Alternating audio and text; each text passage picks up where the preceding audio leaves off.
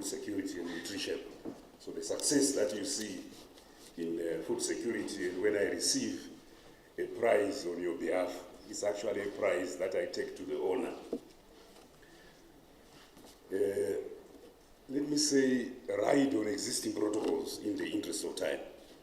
Good morning to you, ladies and gentlemen. I see a lot of familiar faces here. I see quite a few, and I hope that last week you voted wisely. You voted for continuity of visionary leadership of His Excellency Dr. E.D. Mnangagwa, so that he and his team can continue the transformation of Zimbabwe so that it becomes a prosperous and successful upper middle income society. I just want to make a few remarks before I do the main chore, which is to introduce our esteemed guest of honor for this 11th ANAC. Every guest of honor, every Thursday, I meet with about 80 to 100 Zimbabweans, many of them, perhaps 50% in here. And at that forum, we coordinate implementation, unpack the challenges, and attempt to surmount all the insurmountable challenges. And the success that we see in agriculture is because since the advent of the Second Republic, there's no them and us. We've been working collectively. I want to thank you publicly for all your efforts. This crops working group, which meets 7 to 8 every Thursday, there are also 19 other groups that I formed 3 years ago that meet quarterly. So every year I meet with about 1,000 of you, from youth to women to academics to everyone. So the success is yours. Collectively, we will be able to transform the agricultural sector, household by household, village by village, plot by plot, farm by farm, value chain by value chain, enterprise by enterprise, leaving no one and no place behind. The second aspect I would like to mention is that because you've done so well, we thought that we were going to be an $8.2 billion industry by 2025. But December 31, 2022, we're already a $9.9 billion industry, thanks to your efforts. Now, the team that's working on redoing the numbers, the Chief Director, we just stand up there, he's leading the team, and he showed me some numbers yesterday that he now thinks, because you participated, that we will be a $13.75 billion industry by 2025. So, you have all contributed, inputted into this review. If you have not been able to do so, please send an email to somewhere. So their email is agric.minister@gmail.com. And if they don't respond to you, agric.minister@gmail.com, if they don't respond to you in 24 hours, send an email to me personally to agricminister2020@gmail.com, and I will respond within 12 hours. Because this is the nature of transformation that the president leads and that the vice president superintends in his capacity as chair of food security and nutrition. That's the pace at the top, and that is the pace that we would like to follow.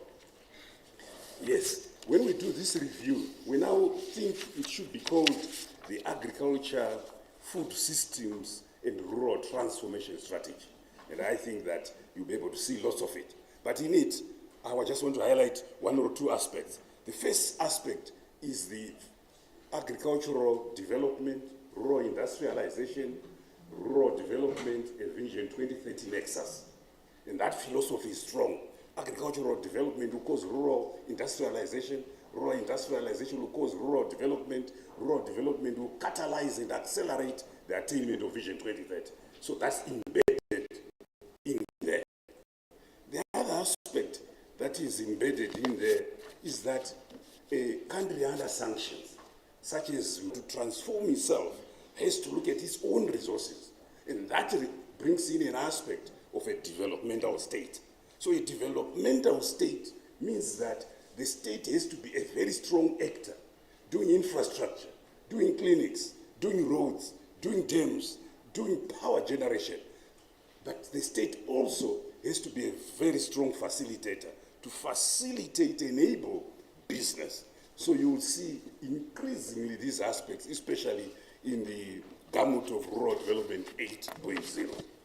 Then perhaps let me just end my preamble by saying what I say often when I meet with farmers, that what we would like to do in addition to assuring this nation of perennial food security is the transformation of subsistence farmers to surplus-oriented farmers. The 9.2 million Zimbabweans, 62% of the population. We want to transform the A1 and old resettlement farmers from surplus-oriented farmers to commercial farmers on their 6-hectare plot, the 360,000 of them. And we want to transform A2 farmers from commercial farmers to serially successful, perennially successful businesswomen and businessmen to become entrepreneurs. The 23,000 of them, I see 23,000 companies. Agriculture will be able to create 1 million jobs easily by 2028, and collectively we can. Now, to the most important part of this morning, where I must humbly introduce our distinguished and esteemed guest of honor. And before I do so, let me just highlight what our distinct guest of honor has done. And the Honorable Vice President, like many at that time in the early 70s, was sufficiently agitated by the repulsive regime, oppressive regime, to an extent that he and others journeyed to Zambia to join the liberation struggle, and he did so in 1973. He was trained by the People's Liberation Army. He was appointed Director of Training in 1977, and he became a Zanla Provincial Field Political Commissar for Manicaland. In 1978, he became a member of the Zanla High Command and was appointed Deputy Chief Political Commissar until independence in 1980. And his operational experiences between 1977 and 79, he was at independence when we did the demobilization, was head of liaison in Masvingo, Manicaland, and Matabeleland provinces. I'm doing just the abridged. It will take us 30 minutes to go to detail with this illustrious son of the soil.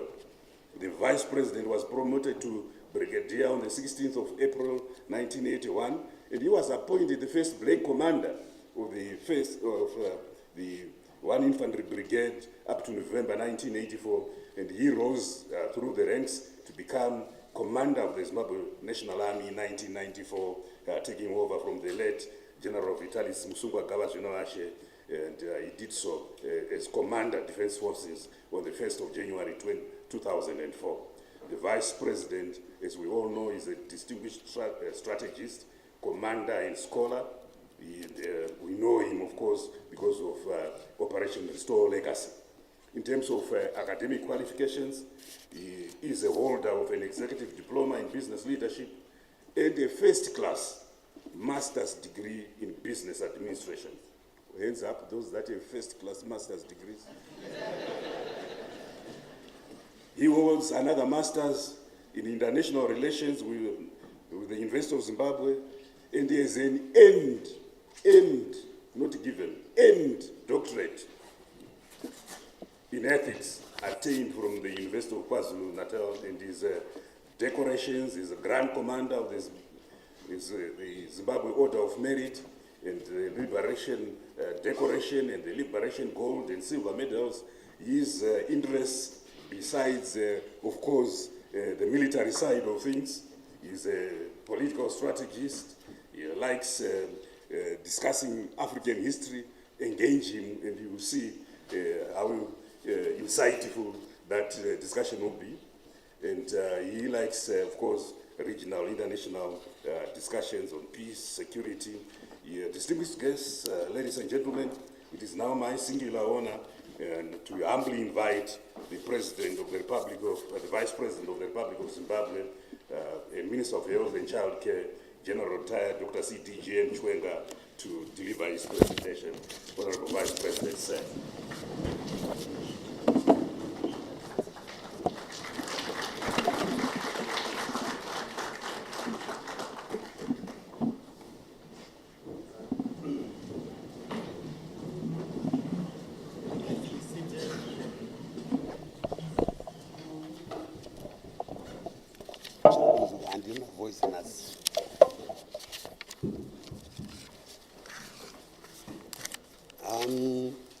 For the first time I address you when you have stolen my voice. We are coming from a gruesome campaign, is it?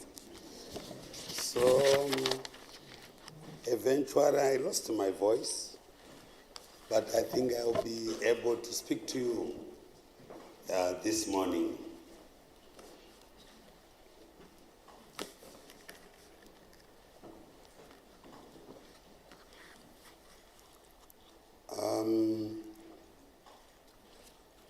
Director of Ceremonies, and also the Deputy Chief Secretary in the Office of the President and Cabinet, and the NEC Forum Steering Committee Co-Chair, Mr. Willard Manungo. The Minister of Agriculture, Lands, Agriculture, Fisheries, Water and Rural Development, Honorable Dr. Anxious Jongwe Masuka. The Deputy Minister of Lands, Agriculture, Fisheries, Water and Rural Development, Honorable Evangelis Aritakas. I also recognize your colleague who is not with you today, and also say congratulations. Chief Secretary to the President and Cabinet, and National Economic Consultative Forum Co-Chairperson, Dr. Mishek Banda, in absentia. National Economic Consultative Forum Co-Chairperson, Mr. Kumbrai Katsande. Secretary for Provincial Affairs and Devolution, Harare Metropolitan Province, as represented by Ms. National Economic Consultative Forum Steering Committee, Co-Chairperson, Dr. Mike Beamer, I think in absentia. President of the Agricultural Society, Mr. Ngoni Kudenga. National Economic Consultative Forum Acting Executive Secretary, Mr. Muzi Muzite. The Zimbabwe Agricultural Society Chief Executive Officer, Dr. Andrew Matibiri. Senior government officials here present, captains of industry and commerce, invited farmer organizations, distinguished participants, ladies and gentlemen, good morning to you all. I hope you are going to bear with my hoarse voice. I am greatly honored to address the 11th Annual National Agribusiness Conference, which is being held alongside the agricultural show exhibitions.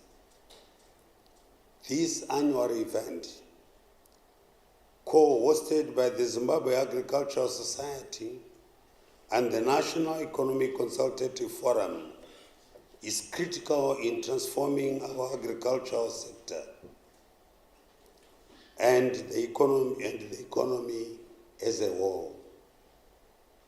Particularly, so as we journey towards our Vision 2030. Under the visionary leadership of the re-elected President of the Republic of Zimbabwe, His Excellency, Comrade Dr. Emerson Dambudzo Mnangagwa. We say, Makorokoto Tushumba Urambwi.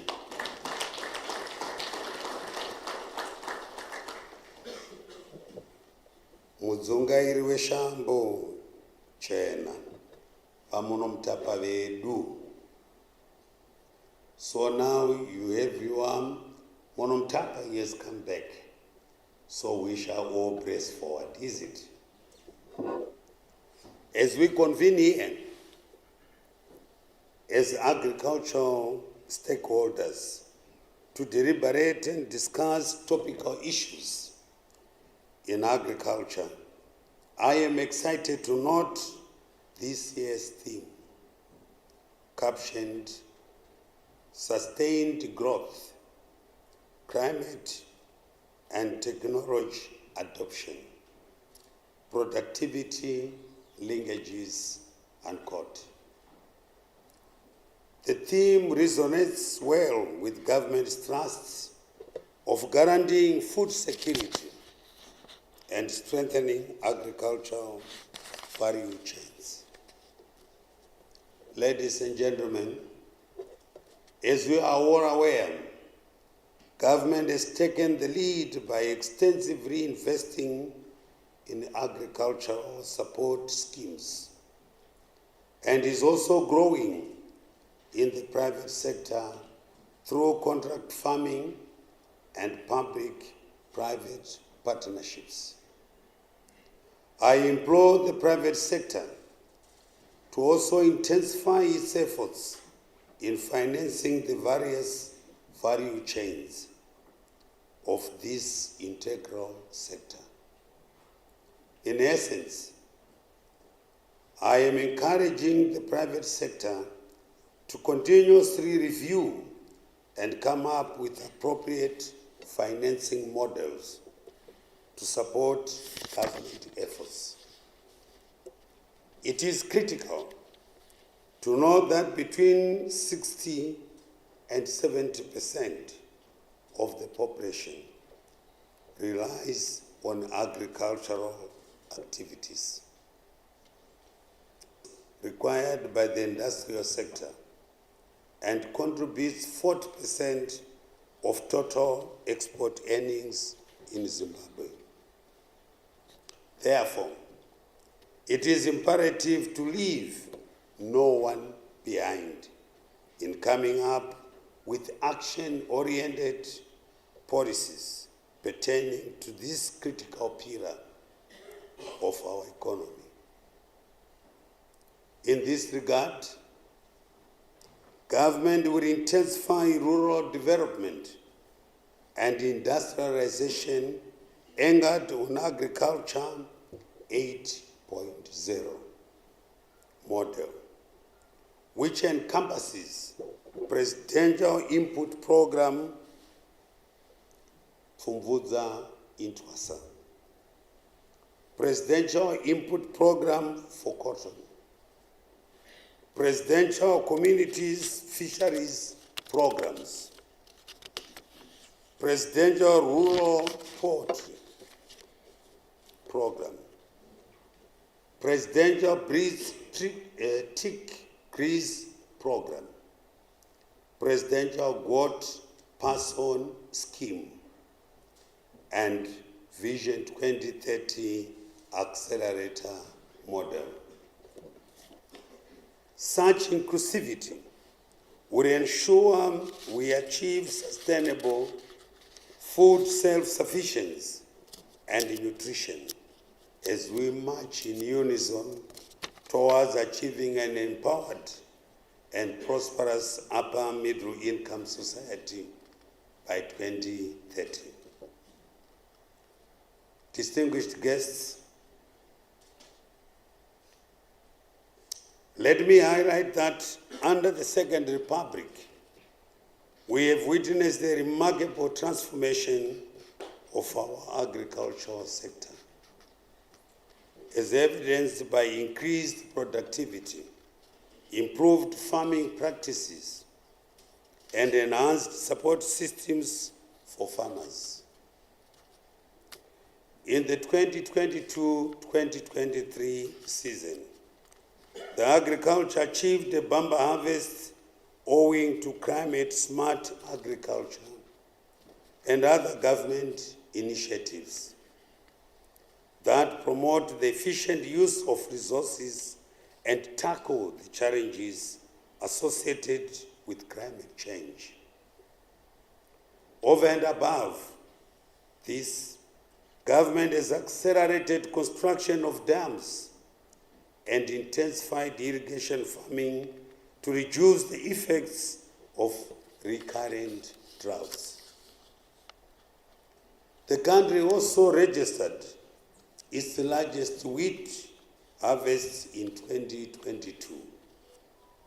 A record 375,000 metric tons of wheat was produced against a national requirement of about 360,000 metric tons.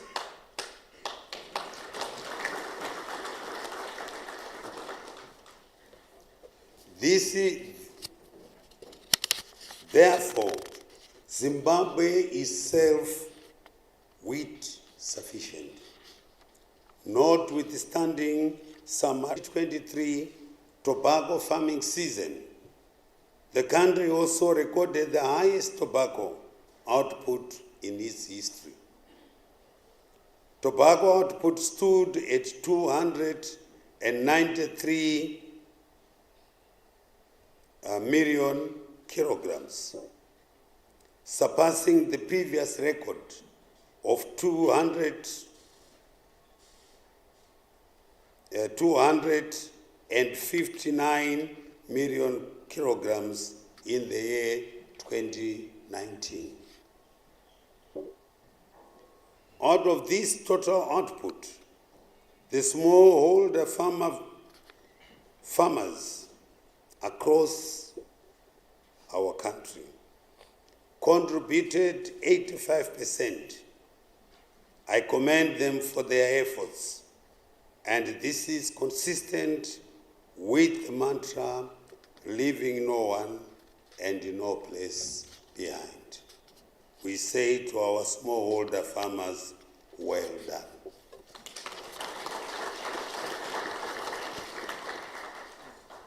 Ladies and gentlemen, government under the astute leadership of the President, His Excellency, Comrade Dr. Emmerson Dambudzo Mnangagwa, is committed to increase agricultural output in order to meet and exceed national requirements for both human consumption and industrial use.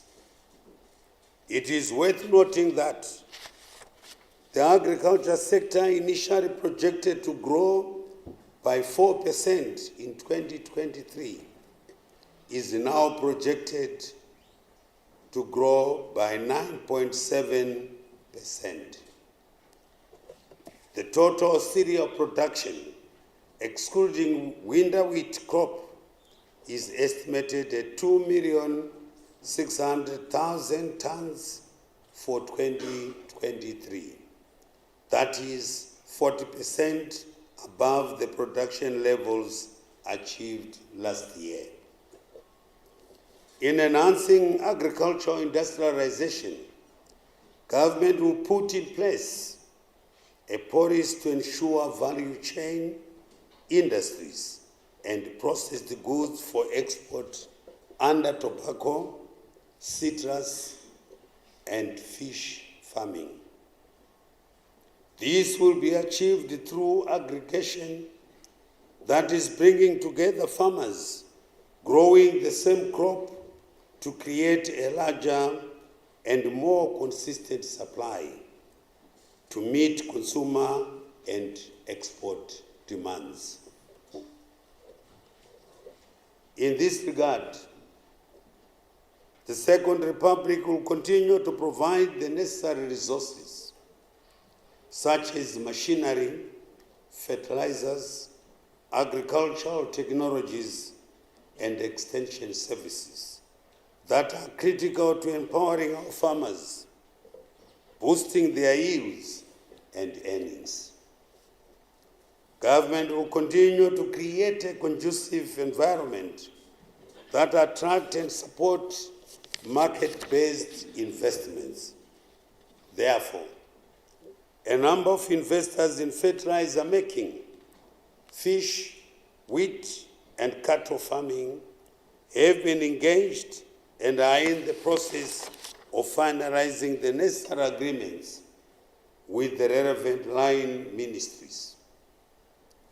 This will facilitate long farming mechanization programs, researches in new varieties, technology transfer, and ultimately food self-sufficiency in the face of climate change. The Second Republic is cognizant of the need for farmers to plant early for the coming cropping season. Therefore,